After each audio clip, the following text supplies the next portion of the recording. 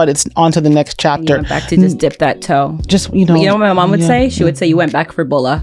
And honestly, I went back for it too. Tell the audience what bulla is. Back for bulla? Like when I was misbehaving or something as a child, or I would get away with something and then I would come back and do it again. And my mom would look at me and be like, oh, you came back for bulla? Which means like you came back to be yelled at. Like you got away with it. Able to see you the way the people who love you the most see you, the people who are your biggest cheerleaders. Some days during this season, it's coming to terms with yourself. If your self-esteem and your confidence is built on what the people in your current environment first got into this, you're gonna have. I remember telling a coach, I don't like my face. You know what she turned to me and said? Go to therapy. Oh, can you imagine? Oh, but it's the truth, and that's what happens during the rebuilding season, honestly, because it's shame that we don't talk about. That's our like private innermost shame. Your ability to be regulated through all of this and not an anxious mess. Like it's going to take you down to the floor. So yes, money's not linear. Hi, welcome back. Thank you for joining us on Let's Talk. Today, we will be talking about leaving our past behind. I have my guest with me today, Karina Winston. Hi. I'll be introducing her shortly. As many of you have asked me several times, what is Let's Talk about? And Let's Talk is about anything you need to talk about. Karina reached out to me and she's like, I have a great topic. She's like, I want to talk about leaving your past behind. And I went, oh, that so resonates with my spilled milk topic. For those of you that were at my first conference, you know what I mean. It's probably my most talked about presentation, spilled milk. And just to give you a quick summary, I'll talk about it more later. I want to get to Karina, but to give you a quick summary of what spilled milk is all about, it's about what you can do once the milk spills. You honestly only have one option. It's only one option. I'll get into that later. Now I'm going to hand it over to Karina. I'm going to let her introduce herself and let her tell you all why she wanted to talk about this. Karina? All right. Nice to meet everybody. My name is Rena Winston, and I'm a money and business coach that specializes in an area that's a little bit different than other money and business coaches. I deal with the side that is more psyche and conscious awareness based. So I work with individuals looking to connect to their intuition, lead with structure and clarity, and actually get the job done. And today I wanted to talk about leaving your old life behind because it feels like that's the theme of the season for everybody. Mm-hmm. Everyone's leaving something behind and starting something new, some with transformations or transitions that are a little bit more dramatic than others. And the bigger the transition, the more obstacles, the longer the journey, and the more there is to talk about. What do you think? I think that's right. I think we're in a new season. I did a podcast, I did a live with two lovely ladies who will be on my show soon. And we talked about the new season. Mm. And that ties into what you just said. We're all in this new season, either entering one, in the middle of one, leaving one. And that ties into leaving your past behind. What does your new season look like? And when we talk about leaving your past behind, leaving your old self behind, we're talking emotionally, spiritually. Well, not spiritually. Spiritually, you want that journey. Financially, like, yes. What does your financial life look like? How has that changed? How can it change?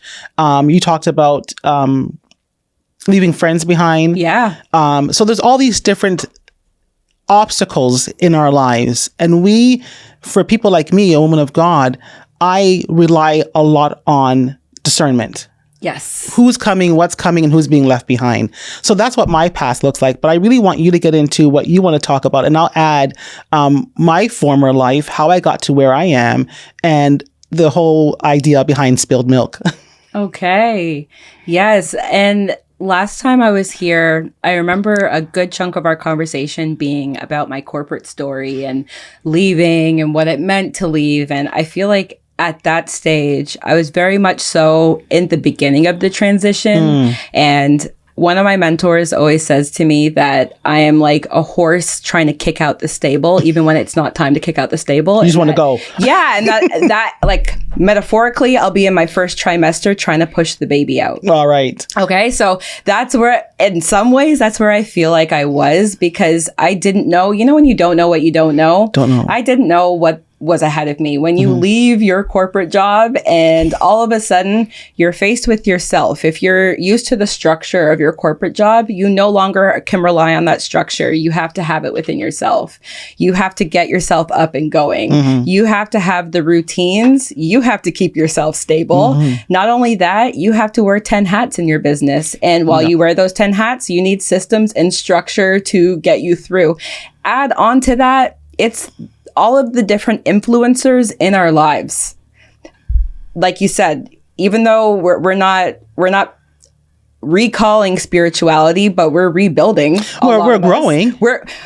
We're in a season where a lot of people are listen, I know people who are on their hands and knees who have never seen say a prayer in their life. Okay. It's that season. Yeah. There's definitely a revival happening because, and one of the things that you didn't mention, which is funny about leaving the corporate world, is financially. Yes. There is such a financial hit when you make that journey. And that's part of what I believe allows people to not make that journey. That's what stops a lot of people from making that transition. That every other week where you get paid no matter what, that's hard to leave behind and do what we're doing. I think people look at our lives and think, oh, wow, that must be great. It's great. I love doing what I'm doing. But man, they don't know the back end. There's a serious back end. But also, when I think about it this way, money is not supposed to be linear. We in the Western world and the way we have been living for the last how many decades, we act like money's supposed to be linear. We go to work, we clock in, we clock out, we live paycheck to paycheck. In so many ways, we have ignored the reality of what it actually means to be human. And when you leave your corporate job, you realize that you were in sort of a pseudo reality where the rules were kind of set for you and they're not real. Well, so the numbers aren't real for sure. The numbers aren't real, but but also when you think about it, when working corporate jobs, there's dead time. There's all of this. There's the seasons in the summertime when it's a little dead. Everyone's away on vacation. You don't have to do too much. You don't have the same thing on the other side. No. You actually have to get up and go. And again, money's not linear. The money doesn't come every 2 weeks. It comes by project. That was one thing. That was probably my first lesson is net 30. My first lesson was net 30. And what is explain net 30? Net 30, meaning businesses do not pay you right away. Usually it's within 30 days of you sending the invoice, which obviously, like I worked in business operations. I was the person processing and building the systems to do the invoicing. But it's different when you're the vendor on the other side. When you're the vendor on the other side, not only that, but you can be in the way of getting your own money if you don't have a system in place to send invoices, because that is a common problem that I hear a lot with people. What systems do I use? The people are asking for money. How do I send an invoice? Yeah. And again, this is where it leads into how structures and strategies, your ability to be regulated through all of this and not an anxious mess. Like, it's going to take you down to the floor. So yes, money is not linear, but also your mental health, your spiritual life, everything is not linear. And all of it comes in to be challenged during a season like this. Can I just jump on that comment about bringing you down to your knees? She means literally. Yeah, literally. She doesn't mean figuratively. Because that's where I was a couple of days ago. No stretch of a lie. It does do that. I was speaking to a friend recently about my journey. And I said, this is not for the weak of heart. No. This is not for the faint of heart. Listen, I will continue to say how much I love doing what I'm doing, but it is definitely very, very, very difficult. I rely heavily on God as my source. I truly do. So let's go back now, because we're talking about leaving your old self behind, your past behind.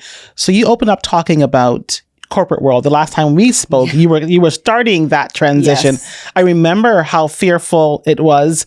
So where are you now? Speaking of leaving that old life behind, where are you today? Comfortable being in a new beginning and being at the beginning of my new beginning.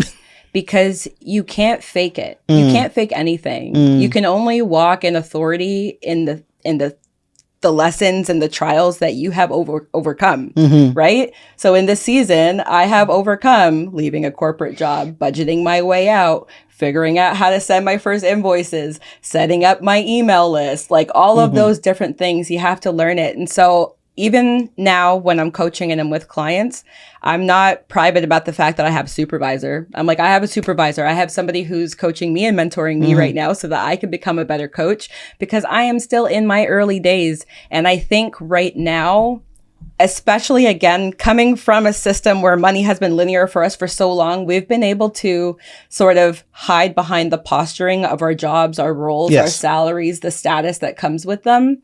The complacency, the comfortability, it's comfortable. Exactly. It's safe. Exactly. And there's shame in leaving your old life behind. There's a period of time where you feel shame because you're starting all over, and everybody around you might not be starting all over. They might not understand you. They might not see what you're doing. And when you're investing in yourself, they may not get it, because if they got it, they would be doing the same thing. So I don't know if I felt shame. I think because my journey was different. Somebody said to me, how did you decide? What made you decide to walk away from your regular job? And I said, it wasn't my decision. I didn't get up one morning and thought, you know what, I'm done. Okay. I'm quitting. October 31st is my last day. That wasn't the process for me. It was, I got sick. I'm on sick leave. Shortly thereafter, I said to myself, I don't see myself going back. But now what do I do? And that's when I contacted God, my CEO. Yeah. And this is what he told me to do. So, but I don't think there should be shame in walking away. For me, I think there's shame in staying. Because a lot of people stay at a job that, same thing with marriages, and we'll talk about that, about past lives. Marriages, relationships, jobs, we stay way too long. There's more shame in that than leaving. It's scary to leave. That shift is scary. That time when God says, okay, I've got a new destination for you, but you got to let go of the old one. You got to leave that past behind. That's scary. For me to do that first conference, you guys were there. You heard the story. It was scary up until the night before. I was still doubting. Yeah. Yes, I was, I was still doubting. And I look at my life now and the journey that I'm on now, and I do it, but I do it afraid.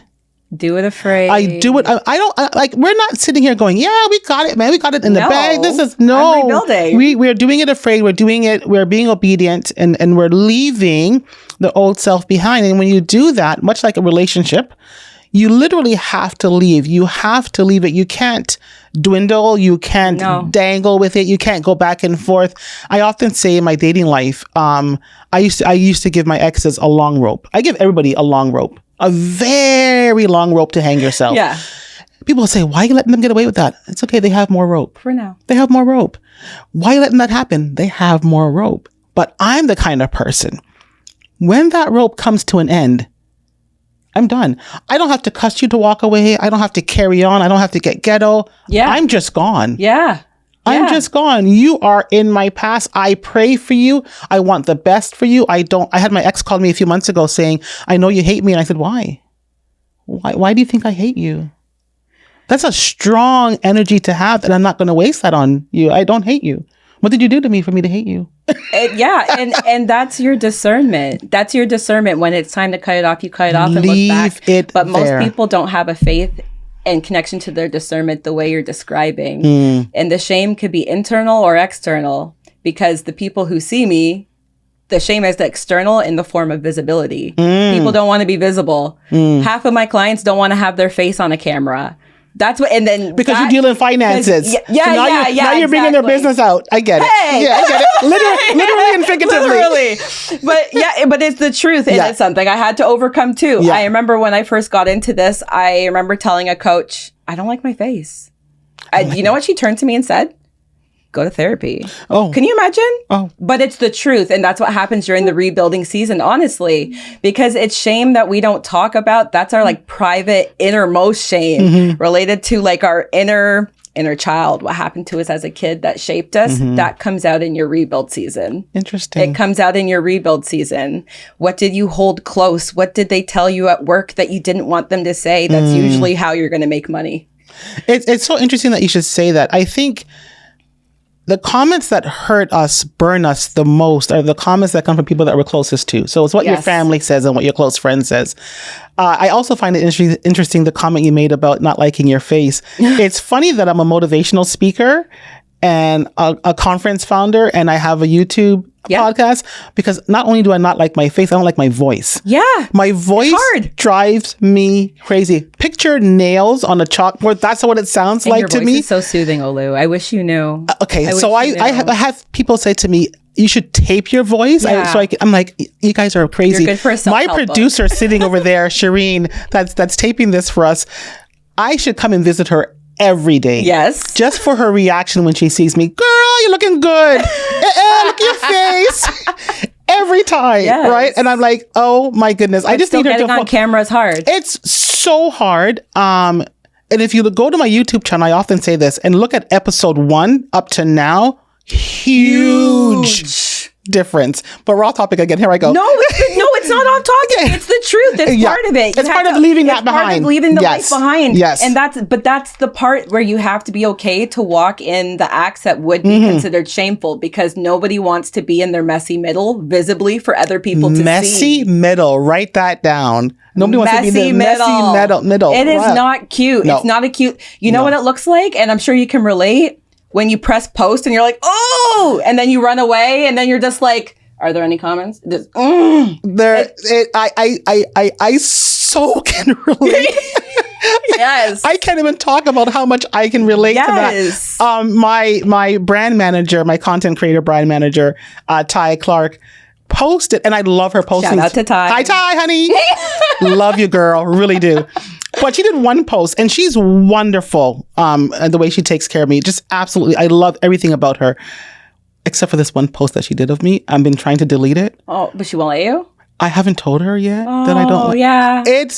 And I think I told somebody who said, what do you mean? That captures the essence of who Olu is. And I'm like, what lens are you seeing this through? Oh, because you have to be able to see you the way the people who love you the most see you, the people who are your biggest cheerleaders. Some days during this season, it's coming to terms with yourself. If your self-esteem and your confidence is built on what the people in your current environment think of you, you're going to have You're already losing. You're already losing, because those are the first.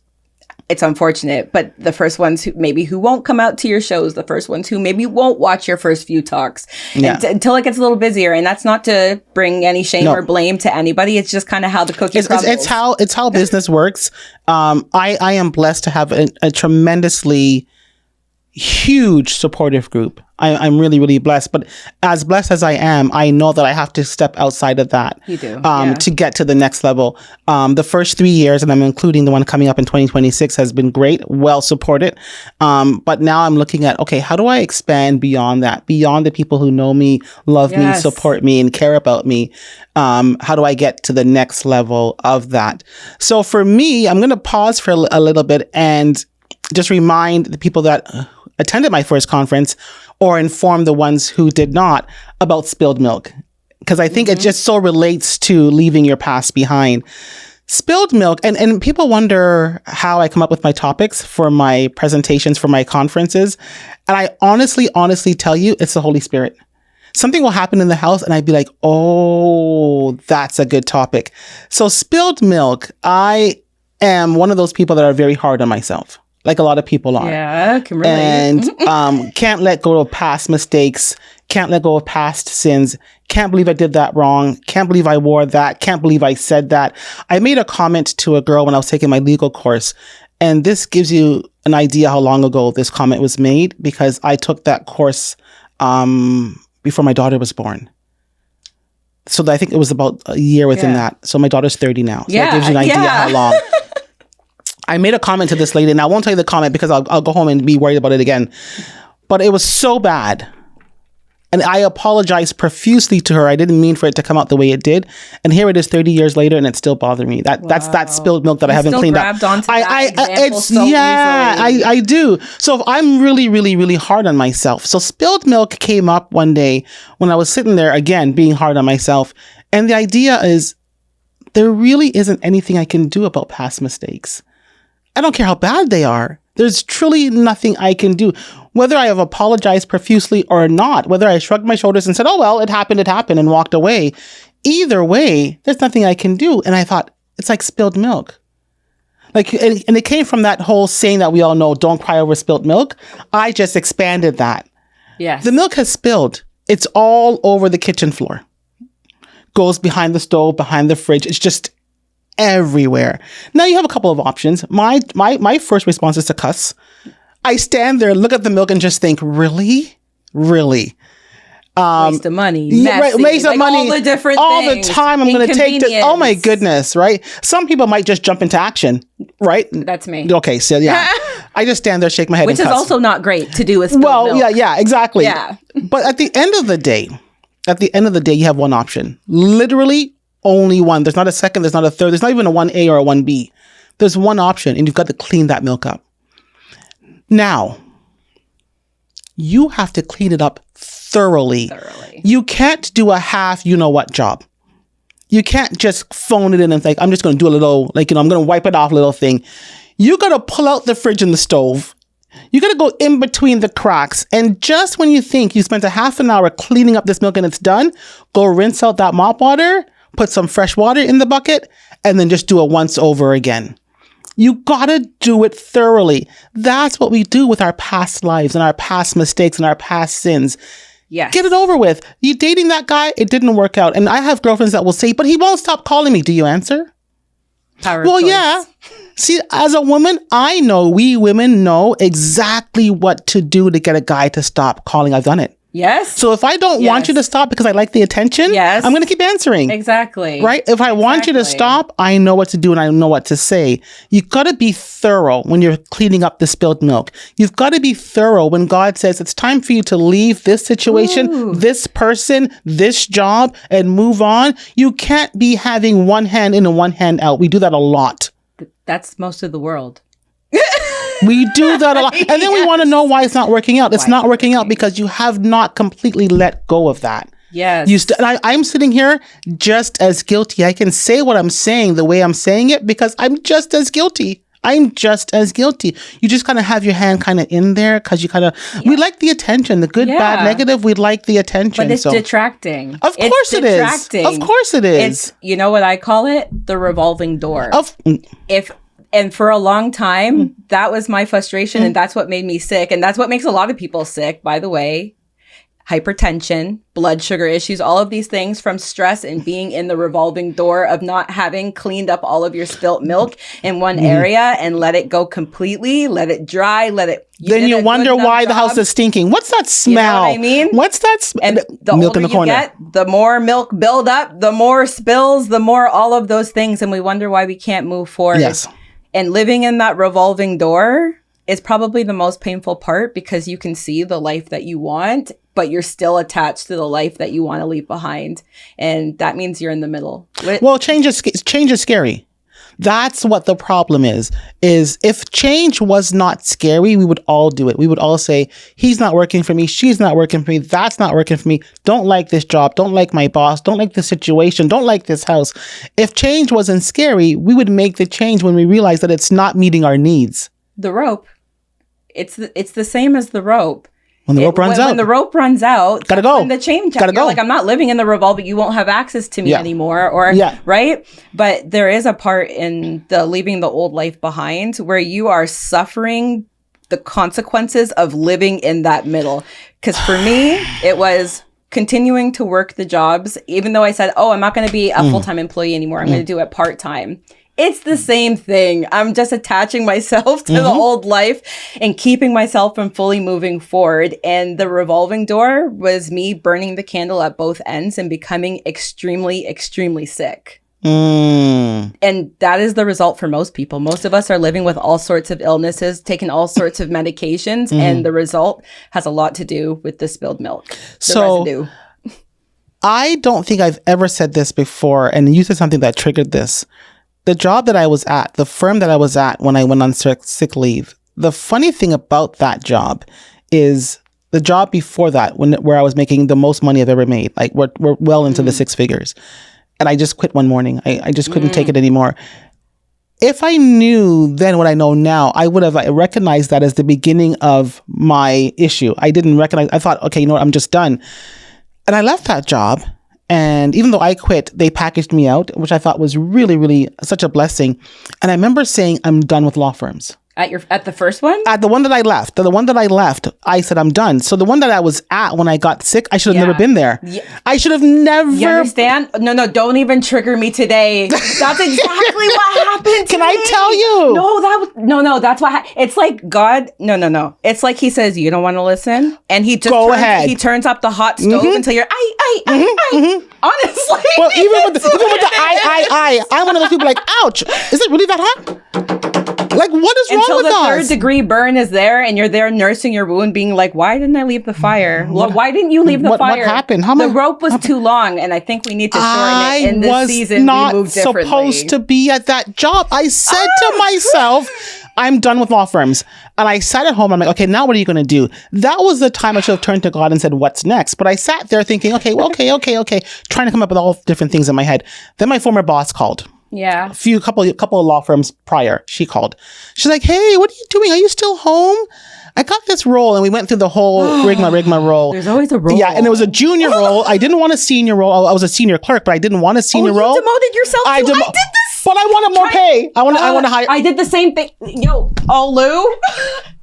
Do we all do the same thing? I want to know if Clearly. We hurt ourselves before the breakthrough. Clearly. We'd go back just so we can see it with 2020 vision. It's like it wasn't clear enough. He already told us and gave us the hints and the signs the first time. He even packaged you out. He said, go start your life. And they packaged me out. And they packaged you out. He said, go start your life. Here is your fresh opportunity. And then it's like, wait, but the rest of society is still working. Yeah. And now this opportunity is calling and I'm going to look halfway insane if I don't take a job. All my friends are going to ask me what I'm going to be doing. That's the shame.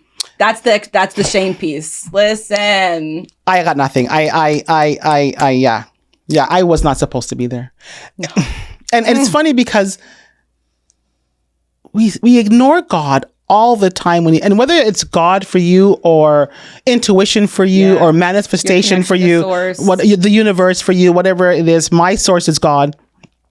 Whatever it is, we get that message. Through pain, through trial, through discomfort, all of it. We get the message and we're so busy doing this.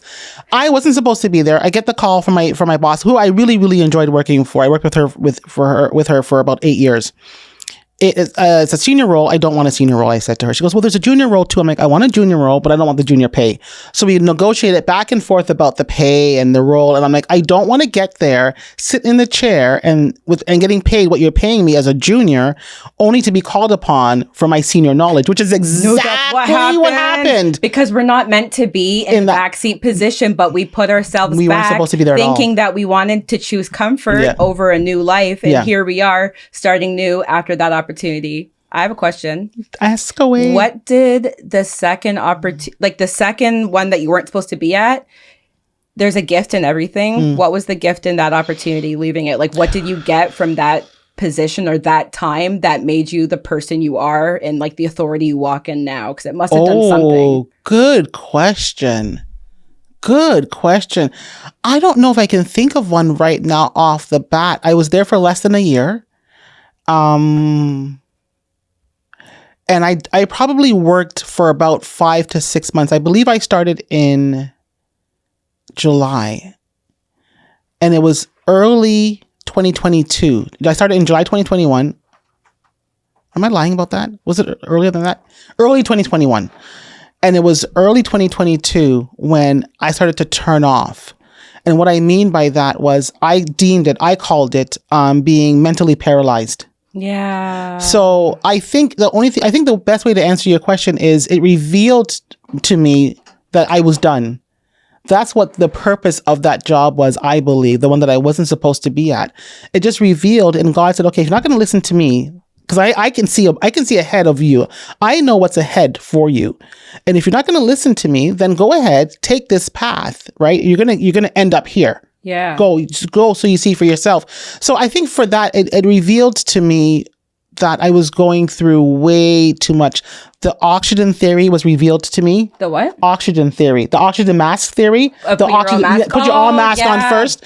I was mentally paralyzed. I would get up in the morning. You guys have heard the story.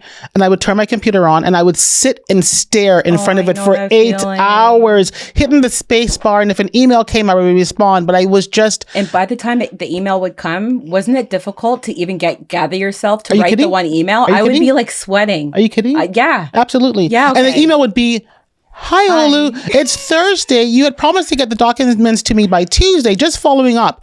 And then now you're hyperventilating. I've never related to a single Yeah. person this much Yeah. in my life. I was never supposed to be so there. Yeah. niche. Yeah. That is such a niche experience of I know. of being, because I know you as a gifted woman. I know you as a gifted speaker. Just I have goosebumps saying it, which means it's true. And to imagine you in a situation where you're feeling so disempowered that you can't even get yourself together to write an email. And I can relate. But this is the time that is like, you have to be so deep down in the valley that you have no choice but to choose the other option until you're like it. So I guess the silver lining was it showed you the costs of staying. It showed you the costs of not making the change and starting over. It put you in a position where you're like, hey, all right, you're at the bottom regardless. So are you going to stay at the bottom and go somewhere else and go repeat the cycle again? Or are you going to go and do something new? It also showed me who's ultimately in control. It's which is certainly not me. It's never which is certainly not me. So that's what I learned from that. And that is such a great example of leaving a past life behind. I was told you're done with law firms. You're done. You did it for so long. You were great at it. You enjoyed it the first half of your career.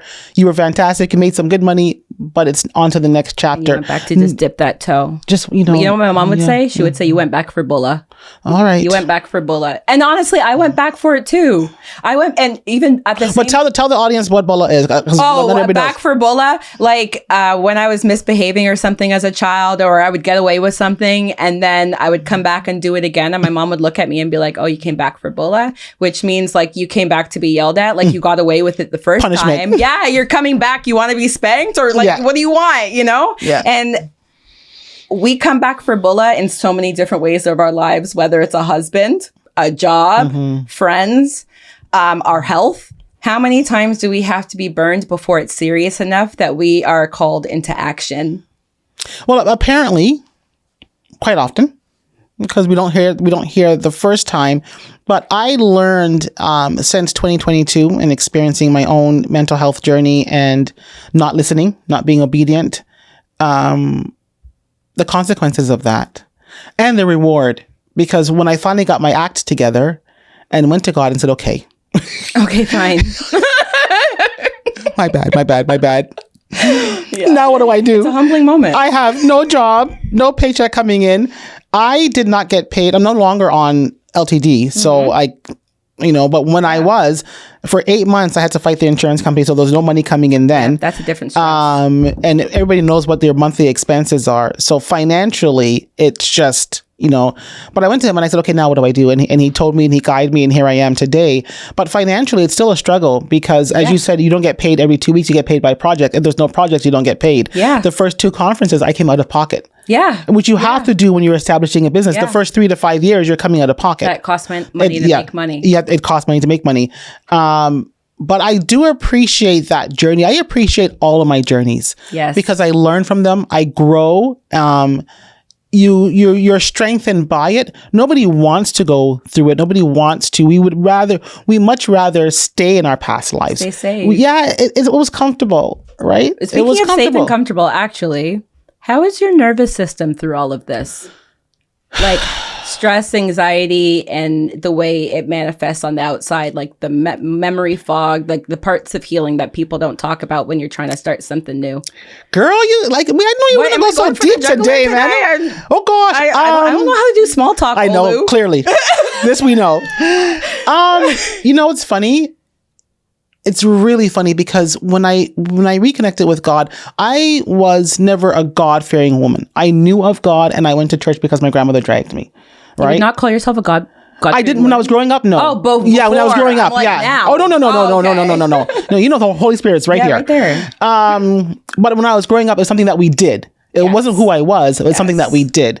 And the closer you get to God and realize who is ultimately in control of your life, then you can relinquish some of the stuff that you were talking about, the stress and anxiety. Yes. So when I went on sick leave, you know my personality. Yep. I love life. I love God. I love love. I love people. But I'm also good by myself. So I'm tremendously blessed. So when I went on sick leave, and that's probably what I got out of going to that job I wasn't supposed to go to. Ending up on sick leave and ending up actually understanding who Olu is. And getting paid to heal. Getting paid to heal, because when I got sick, I remember thinking to myself, all I want is to feel like Olu again. Yeah. I didn't feel like Olu. It was the saddest thing ever. But I learned, because you have to go talk to therapists and psychiatrists and your pastor and your friends, because the insurance company is controlling everything. Yes. And these are the steps that you have to take. And I fought it every step of the way. I'm like, okay, have you met me? I am not depressed. I'm not this and I'm not that. I was all those things. Worse? Can I tell you something? Yes, please do. At the job, before the job I wasn't supposed to be at, I went on not one but 2 leaves. I've been on 2 leaves, and then I still went back. I'm a trifecta type of girl. All right. Like, usually I need the 3 burns. I don't even know if there's a word for you. Well, I always tell people, I'm trial by fire. Like, no matter what you're going through, I have a story that can relate to whatever it is you're going through, because I don't know what it is. I wonder why my daughter acts like this at the age of 6, but it's the same.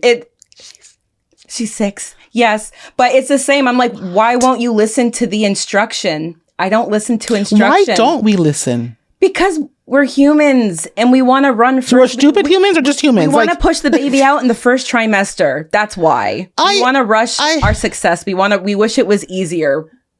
I wasn't the trifecta like you. I think for... I was one and done, girl. I was one and done.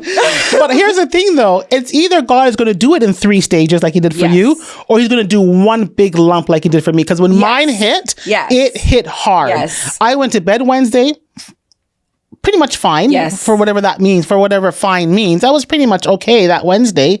And I woke up on Thursday morning and my life has never been the same. So something happened overnight. I woke up that Thursday morning. It was the last Thursday in July 2022. And that was the beginning of the new Olu. I was just a emotional mess. But talking to psychiatrists, talking to therapists, counselors, all the people that you have to talk to, speaking to the pastor of Embassy Church, because that's where I was going at the time. So many things were revealed to me. So many things, which allowed me to go way back to your question about how is my nervous system. I was able to tackle that because I was able to identify that. You had to identify it before you can tackle it. Yes. So then that's when the whole oxygen mask thing came to me. I'm like, I remember them saying that at the plane. But I was one of those people that I would put it on everybody. I will stop a stranger on the street and say, "Here, are you breathing? Here, take my mask." That's what I was doing. That's what I was doing. Yes. But respectfully. The difference now is the Holy Spirit gave me my word for this year, which was bold. So boldfully, if you call me, I'd be like, "You okay? You're breathing? All right, let me call you back." With love. Everything is with love. But I was putting people before me. So me ending up at that firm that I shouldn't have been at was God saying, "Okay, you want to go through this? You want to find out the hard way? Because I have an easier journey for you. I have an easier journey. You're going to get to the same place, but I have an easier journey. But if you want to take this one, we can do it. We can do it." Why did we bite the apple? You know what I mean? But it's the same. Don't you sometimes appreciate the journey, though? Because I don't know if I would have learned the lessons I learned, and I don't know. Yes, that's where I was going with it when I asked, what did you get from it? Because no matter how I will joke with you and sit here and say I wasn't supposed to be there, I got so much from that time. Maybe we were. No, maybe we were. We were supposed to be there. God doesn't make accidents. We weren't supposed to be there. It's just like, I went through so much stress. Why did you send me through those trials? But just like you said, during that time, I had to tackle all of the things that I had swept under the rug for a long time, spilt milk for many years ago that builds onto your nervous system. And honestly, our jobs and our stable lives keep us from even feeling what's going on with our bodies. So another thing that people do not talk about is the period of time where you're leaving your old life behind, where everything is kind of falling and you're just watching everything fall and you're surrendering. And then your body feels safe enough to start healing. And then that's when you see all the symptoms. That's when the healing starts. That's when, you can have all of the different strategies in the world. You could do anything. You can have all of the mentors, coaches, all of that. But if you have not made a commitment to your self-care, your nervous system regulation, managing your mental health, looking at your routines, at keeping yourself going, you've got nothing. And we will not be in competition, because you can get up and power yourself and work under stress and under pressure. But I've already lived the life that shows that was not sustainable. So when you're leaving your old life behind, there is a period of time of the like internal rebuilding too. I think it's scary not knowing where you're going. Yeah. We're such a nation and a society where we need to know where we're going. And if there's no final destination, then I'm not going. Because what you're trying to tell me to do is jump off a cliff without seeing the landing. I am not doing that. But who do you trust in though? Because at the end of the day, I'm not in control. No. Although we try so desperately to be. So I'm learning. I've learned to trust the process. No matter how long or painful or difficult it is, trust the process. I learned that transformation from being selfless to selfish is important. Stop taking care of everybody else. They get used to it. They get spoiled. They depend on it. And then now it becomes a habit. And so you create a habit whereby you are extremely good at ignoring yourself. Holy Spirit, that was a good word. Yeah, that was. Because when you ignore yourself, you attract people who ignore you. And take from you. But you give them permission. Yes. I'm so sorry. I just had a flash of all my exes. No, seriously. Let me just burn the lighter. No, I don't burn any of them. I don't burn. I'm just saying, put the lighter up. No, because the Holy Spirit is like just jumping right now. I said a few weeks ago to somebody, we're out to dinner somewhere, and I said, I think thinking about it, I never got broken up with. None of my exes broke up with me. I broke up with them. And I was about to go into like patting myself on the back, like literally, until it dawned on me. Wait a second.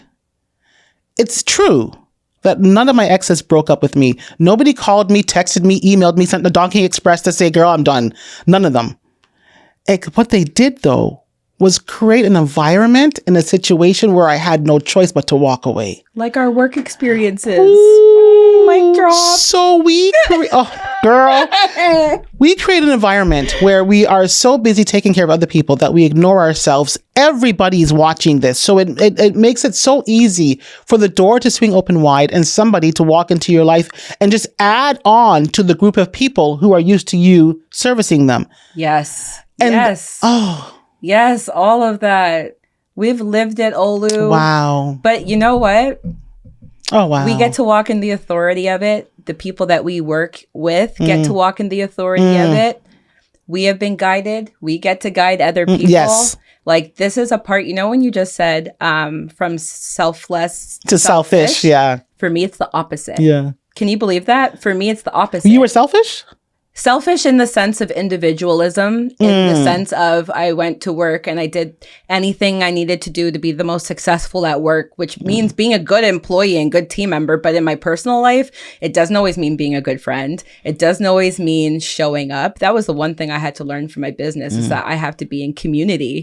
Being in community means being inconvenienced. It means being with people sometimes that you don't always want to be with, or, you have to learn to love the different parts of people. So yeah. It's the opposite for me. So when I hear you say that, again, another thing that we relate to, and listen, we didn't have time to talk and prep. We were talking about that before we came on, that we didn't meet and talk and prep. So everything that we're saying is organic because we never sat down and prepped this.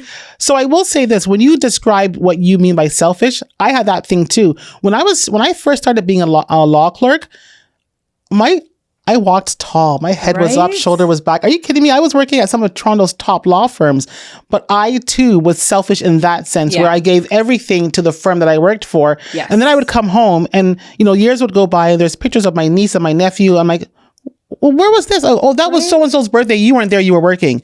Oh, where's this picture from? Oh, that was so-and-so's dinner. Yeah, you weren't there. You were working. And then you put it back and you keep working. Yeah. It didn't change anything at that time. Oh, it didn't. You're until right. We felt the pain because we're still selfish. You're right. It didn't change the thing. Until we felt the pain to an extent where we had no choice but to see it from the perspective of other people and grow.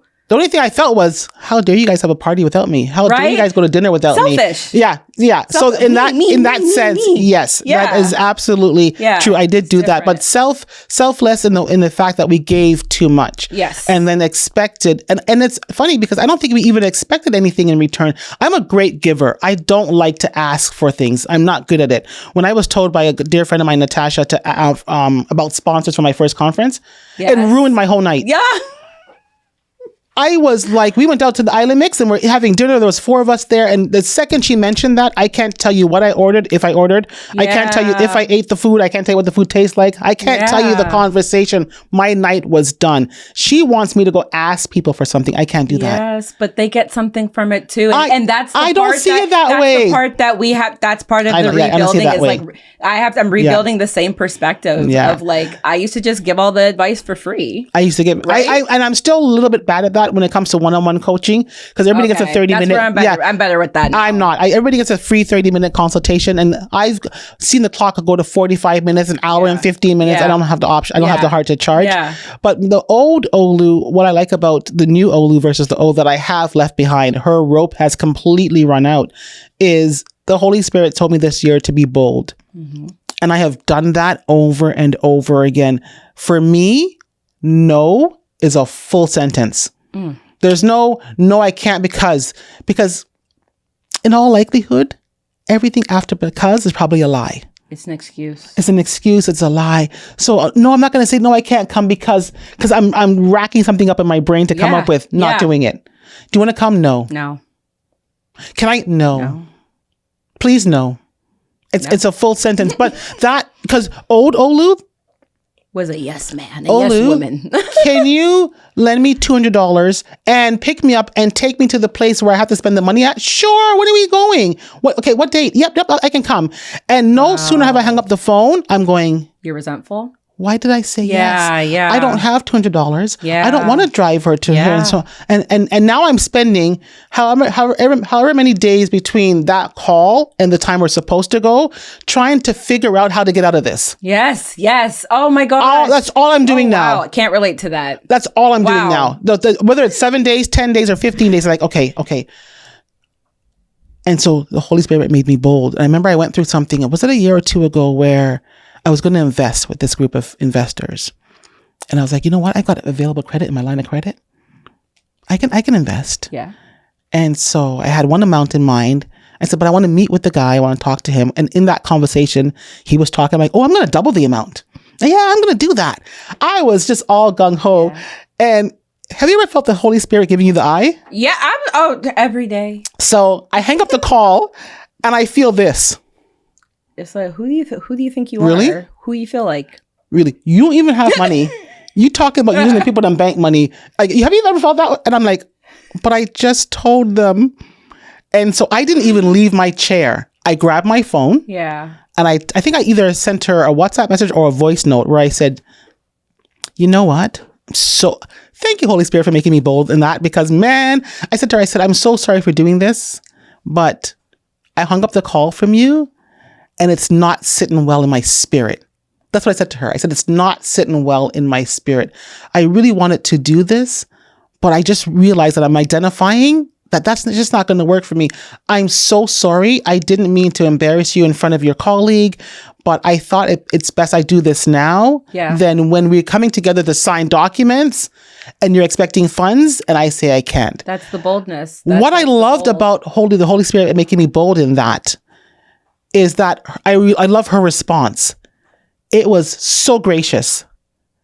I was like, oh my goodness, thank you. So I love that new Olu is bold. Old Olu would have continuously made messes out of situations that was not necessary. Yeah.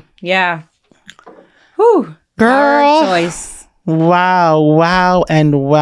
This is a huge expansion of spilled milk. Yes. But this is where it gets you, because the end result of not cleaning up the spilled milk thoroughly, properly, making sure is that your house will smell. Yes. Because there's milk hiding under the corner somewhere that you didn't get to.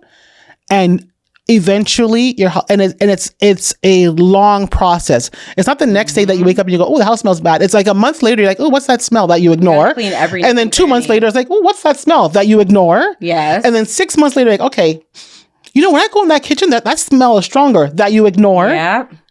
Yeah. Do you see all the things that we ignore? Ignore until we have to take. Which is what's going on with the rebuilding season with all of us. We're gutting our entire houses and it's not pretty, but I'll tell you, it's about to be beautiful. Okay, now. Okay. So, woo, I'm going to take a deep breath. That was some. Woo, I went places that I didn't expect to go in this discussion. But if any of you are out there still holding on to your past life, still beating yourself up for past mistakes that you've made, sins that you committed, things that you didn't do, that you should have done, relationships that you hung on too long for, jobs that you stayed at. Yeah, you know, you shouldn't have been. Or, you know, if you're like some people, the trifecta. Yeah, for some. Hey, there's lessons to be learned. There's a reason why you went through that three times, right? I think what I beg of you is stop. Stop beating yourself up over it. You know what I love about God? I mean, there's a million and one things that I love about God. But when you sin and you repent and you go and you ask his forgiveness, the forgiveness is granted immediately. There's no steps that you have to take. He doesn't say, okay, I'm going to forgive you, but I need you to jump over hoops and I need you to, you know, kill 3 cows. And there's none of that. It's an immediate forgiveness. But what's even better than the forgiveness? And you're saying, what could be better than that? There is something better than that. He forgets. Yep. He doesn't keep record. There's not a record book like, okay, Olu, really? You committed the same sin in 2003. You fell to your knees, begged for forgiveness. I forgave you. And here you are back again. He doesn't do that. He literally completely forgets. You know who doesn't forget? Us. Yeah. We keep reminding ourselves, I'm just as guilty, probably more so than anybody else. We keep reminding ourselves to the point where in the pit of our stomach, it affects you. I can't believe I did that. Can't believe I said that. I gave an example that happened 30 years ago. Yes. That still bothers me. We got to let it go because it's not helping our new season that we're in. If we're going to hold on to the old one and to past mistakes, listen, we've all made mistakes. And not only have we all made mistakes, we have mistakes to come. Yes. We're not done. Yes. Yeah. We're not done. So you got to let that go. You got to let that go and move on. Someone once said, and I put it in my newsletter that I released a couple of weeks ago or a week ago, whenever. People like to stretch a bad day into a bad week, month, year, and lifetime. A bad day is exactly what it says it is. A bad day. Today is a bad day, or this is a bad moment, or this was a bad decision. That's all that it means. It does not have the right, or you don't have the right to allow it to mean that every day is a bad day. Every decision is a bad decision. Every step I take is bad. No, we're going to stumble. We're going to fall. We're going to fail. We're going to sin. It doesn't define who we are. Leave that in the past. Learn from it. Yes. Grow from it. Try not to repeat it. Try. That's kind of hard too. But try not to repeat it and move on. What's in your future? What does God or the universe, whoever you believe in, have for you in the future? You're blocking that by holding on to the ex-boyfriend, the ex-wife, the ex-girlfriend, the job. You're blocking what your true calling is. Exactly. By holding on to the past. Exactly. There's no better way to have concluded that, to summarize the whole conversation. Move forward. It's going to be the messy middle, but it's worth it. You learn the lessons. Sometimes failure is the shortcut to success. Oh, I like that too. And another thing to write down. She's good today, boy. Guys, get a pen and paper. But that's true. I like that. Yeah. Failure is a shortcut to success. You got to fail to succeed. You have to. You got to fail to succeed. You're very comfortable. If anybody's watching the Blue Jays right now in the World Series, I'm just loving it because they're going out there and they're not letting any situation, whether high or low, affect them. Yeah. If they win, great. We still got to win tomorrow. Yeah. If they lose, oh well, we still got to win tomorrow. Exactly. I mean, it's just that. Yeah. They had that 18-inning marathon the other night where Girl, I was up every few hours going, is the game over yet? You got to be kidding me, right? By all accounts, they should all come the next day completely tired and devastated that they played 18 innings, 6 hours and 39 minutes and lost. Yeah. What if they Tomorrow's a new day. What if they held on to that and said, you know what? We're not going to get through that. It's not the winner's mentality. You can't. You Mm-hmm. you cannot let your failures hold you back. No. You learn from them. You catch the opportunity, the lesson learned. Yeah. What is that allowing you to walk in your authority moving forward? And you walk in it. Came back the next day and they won. That's our lives. These mistakes are there to help us learn and grow. If we have no mistakes, if our life is just peachy keen and everything just goes... I don't know if I would want a life like that, honestly speaking. No, I'm not. Listen. I'm not saying I want it to be like gut-wrenching, difficult, and hard and all that. But there's lessons to be learned while you're in the midst of the wilderness. There's lessons to be learned in the waiting. There's power to be learned in the waiting. There's strength. There's growth. So in other words, there's a reason why we go through what we go through. You have to identify what that reason is for you, and how do you come out on the other side better? Yes. Financially, emotionally, mentally, spiritually, in your relationships with God, your spouse, your friends. Yep. How do I use that pain to win? Ooh, I like that. To win. We're on it together. We're aligned today, Olu. We're on it. Last word. I'm going to give the last words to you. The last words? I wasn't even ready for that. Honestly, today's been beautiful. It's been a beautiful reflection on what the journey's been like, rebuilding. It's also a good reminder, again, of what we've walked through and the stories that we both share with clients, our own versions of spilled milk, the lessons learned, but also the little tiny details that people don't normally talk about. I feel like we unearthed today in our conversation. These are things that people hide behind their computer screen. They hide behind their phone. They hide behind social media. But this is really what they're going through. When you see the highlight reel, there's rebuilding that takes place behind the scenes, which is why they say it takes 10 years to become an overnight success. So I know I'm in my 10 years right now, and I'm grateful for that. Every single step along the way. I can't appreciate big packages later if I don't start with reasonable size packages and sell all those out first. And all of the different wins along the way, honestly, they mean so much more on this side. They mean so much more on this side than trying to get a promotion and trying to argue for a promotion that I should already have. Like, it's a different, and that's where the entrepreneurship and sometimes moving on to this side, if you're a purpose-driven person and you're someone who is motivated by the happiness and the wins of others and serving and receiving, all of those things, this is heaven in so many ways. Because yes, it is very hard sometimes, especially when you maybe don't want to work or maybe you don't want to network anymore. You have to do all of your revenue generating activities and all of the things to keep your business going. But at the end of the day, every time I call a family member, they say to me, Karina, every session can't be your best session. Because I'm like, oh, I just had this session and it's the best because I got to share the story about and I got to help someone shift their perspective. So honestly, to God be the glory, because I wouldn't have my testimony. I wouldn't have been able to speak on stage at your conference last year, sharing my story about what it was like to have stress-induced illness and walk in a robe that was not mine to put on. And now in this new season, you're witnessing me in real life, literally in front of the cameras, re-robing myself and dressing myself in the metaphorical way and just walking in whatever God called me to do. I'm just surrendering in this season. Wow. That is, very, very, very powerful. Thank you so much for joining me, Karina. Thank you. Oh, you're welcome. Thank you. That was church today. This was church. This was church. I mean... Send around the offering. Says the money coach. Right? We're the offering plate.